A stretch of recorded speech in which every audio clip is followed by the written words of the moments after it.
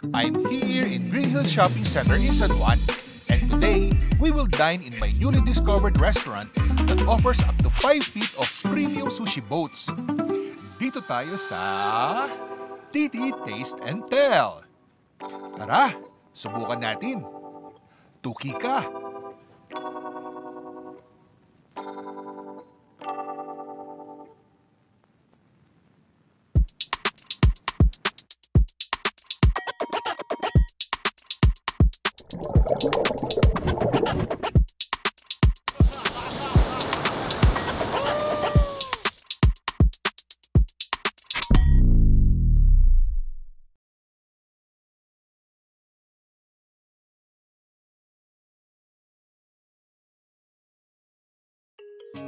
Taste and Tell is located at the second level south wing of the Green Hills Shopping Center. They are open from 11 a.m. to 9:30 p.m. Medyo napaaga tayo ng kaunti para makapag-set up. They have their own private restroom. Ang classy! Meron din silang mezzanine area where you have to go up to their spiral staircase. But for those who have difficulty in using the stairs, don't worry. You can enjoy your seat below. I guess we will occupy a table here for some privacy. Maganda naman ang view dito.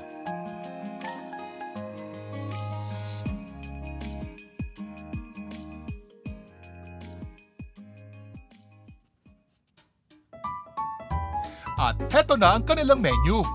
Aber, tignan nga natin what's in store for us dito. For starters, gusto ko sana itong homemade potato chips. Kaso nagbabawas ako ng carbs, kaya mag-kani salad na lang ako. Next, they have pork chops, salmon, mussels, tempura, rice bowls, and more. And here are some of the favorites, the aburi trays or their sushi bake. Meron din sila mga sushi and sashimi. Wow! Eto na ang kanilang chef's feast set. Ang ganda pa ng presentation inside the wooden sailboat baskets. Marami rin silang assorted makis to choose from. And the dessert, syempre hindi mawawala ang coffee and tea. Meron din silang cocktails and wines to choose from. Eto na, sineset up na ang table namin. Of course, importante ang soy sauce by our side. And the chopsticks. Nandito na ang aming mga appetizers. First is the kani salad with kani, mango, lettuce, cucumber, corn, abiko, and mentaiko. And of course, hindi pwede mawala ang QP or the Japanese mayonnaise. Kani salad. Next is the wakame sashimi. Wakame is an edible seaweed with a subtly taste but distinctive and strong flavor with satiny texture. Wakame sashimi. Unahin ko itong wakame sashimi. Medyo may spice pero masarap. I ordered for an iced Americano as per the recommendation of our server to balance the tastes of the sushis. Iced Americano. I also ordered for a tamago sashimi with young pickled ginger or gari on the side. Parang for me kasi it's a must to have this every time I dine in a Japanese restaurant. Tamago, young ginger daw. Color pink. Ba't na ba color pink ito? Pag young ginger normal. So pag hindi na pink, matanda na. Tapos pag ferment niya, nagpipink siya. Ito naman yung tamago. Nahagod sa lalamunan yung young ginger. Pero sarap. Tamago pa ulit. Kani salad kasi may crab stick.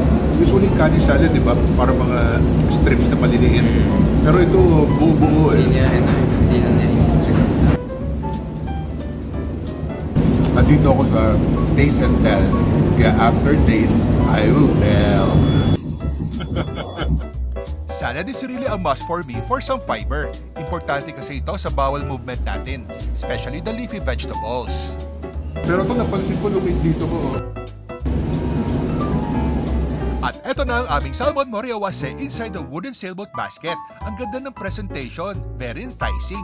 May salmon sashimi, salmon hosomakis, spicy salmon maki, salmon nigiri, salmon teriyaki, salmon belly mentaiko aburi, hanay salmon aburi, hanay tamago aburi, hanay ikura, at hanay ebiko.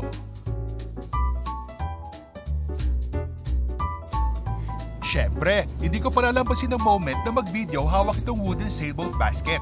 O, di ba? Nakakasosyal. Ang sarap talaga nito. Nagustuhan ko siya. Promise, masarap talaga itong wakame salad. Kape muna bago mag-sashimi. Ito. Gaganon ko. Salmon. Baka masira. Really? Glaze siya. Nalalata ko yung parang roast. May roast siya. I think that yun yung glaze, no? Salmon na. Ito yung salmon nigiri with some sesame seeds on top. Ito, tamago na may wasabi. Sarap ng wasabi. Ito yung hanay tamago aburi. Lumaki kasi ako tinatakot. Natakot? Sa pagkain. Ha?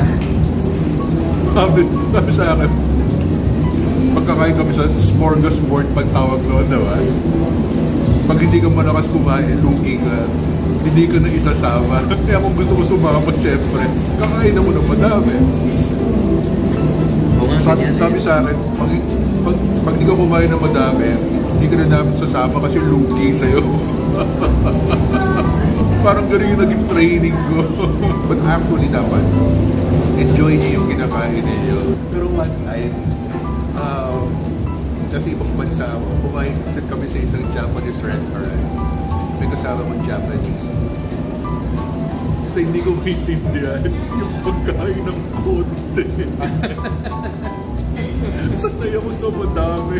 Kasi, pwede mag-order pa tayo ng madami. Hindi ko maintindihan kung gutom na gutom ako doon.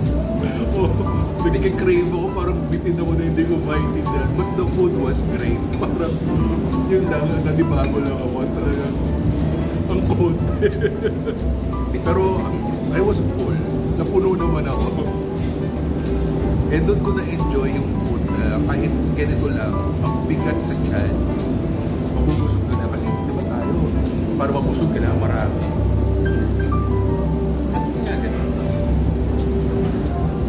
Minsan nga nahihiya ako sa waiter pag may nakikita ako maduming lamesa. Parang gusto mong linisin. Honestly, ganun yung pakiramdam ko minsan. Kunwari, kakain ka sa fast food. At may lamesang ang dumi, sobra. Parang, I feel sad. Parang, ba't ganito kumain to? Tapos maglilinis yung mga staff. Sa akin, very important yung after eating, yung clean up. Kahit ayusin mo lang. Ito yung sasaw-saw mo muna sa toyo. Konti lang. Konti sa toyo. Coffee to balance the taste. Galing. Ginawa ko yung ibabaw lang.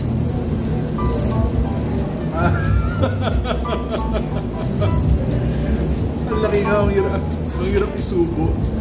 Kaya yan. Hindi ko na punta ang tao dito.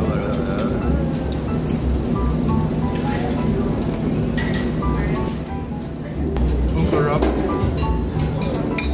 Sarap. Ito yung salmon hosomaki. Basta masarap. Ako'y lahat masarap.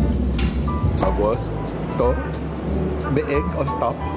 Egg ng salmon. Look.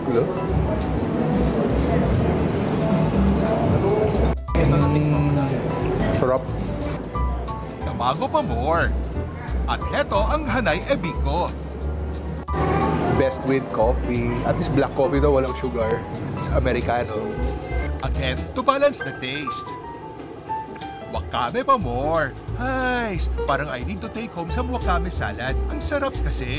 Kagabi, ang sarap ng tulog ko, pero sa hindi ko mapakiwar. Ano yan? Mapawari? Hindi ko mawari. Basta yun, ang pangit ng panaginip ko. Sobra. Isang pangit. Hindi ko makontrol. Parang sunod-sunod na ano. Basta puro hindi maganda. It's not nice. Wala namang accident, pero hindi nice. Parang na-stress ako. Nakaka-stress. Parang puro problema. Kape ka ba? Kape? Hindi. Ano pa masarap dito? More salmon hosomaki. Nilagyan ko ng wasabi. Sarap ng wasabi. The first time ko nakakain ng wasabi was terrible. Sabi ko, kaya ko yan. Gumuhit dito. Tapos tumuloy sipong ko. Talaga nakakatulog na siya. More kansan. Guys, after my first visit, bumalik talaga ako ng 2 more times within the week. Don't forget to subscribe, like, and hit the bell for new video updates. Thanks for watching!